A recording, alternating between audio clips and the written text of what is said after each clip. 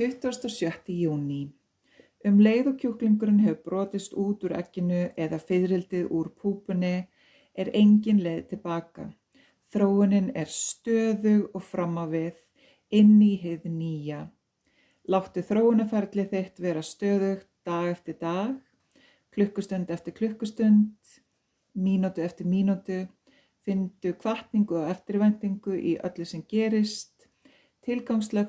Tilgangslaust augnablik aldrei í andlegu lífi. Þú ert sífellt í viðbragðsstöðu, alltaf eitthvað að gerast. Reyndu ekki að stöðva framþróunina, heldur fylgdu henni eftir. Ég segi þér að allt sem þróast verður til hins besta.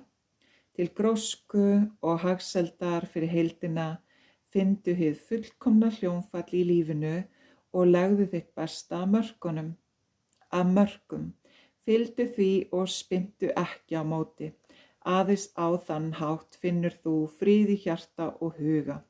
Og þegar þú hefur frið innra með þér, ertu opinn og tilbúinn að hið nýja komi í ljós.